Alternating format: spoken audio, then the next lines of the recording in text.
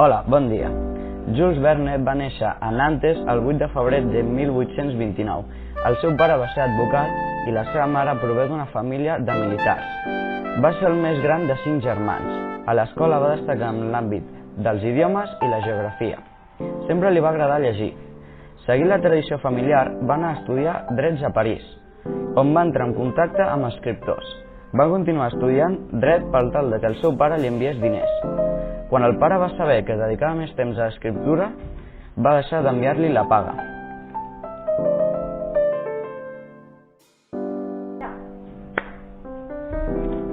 En els últims anys de la seva vida, les seves obres van agafar un caràcter més obscur i amb certs interessos policials.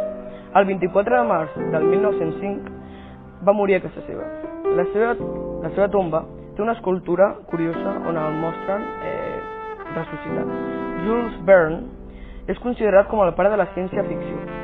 Va ser una persona amb molta intuïció pel que fa al desenvolupament del futur, de la tecnologia i la ciència, i és per aquest motiu que sempre serà recordat.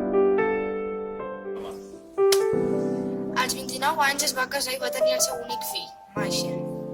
En l'àmbit personal va tenir molt èxit, ja que degut a la seva afició a viatjar, el va portar molt sovint a passar llargues temporades separats d'ells.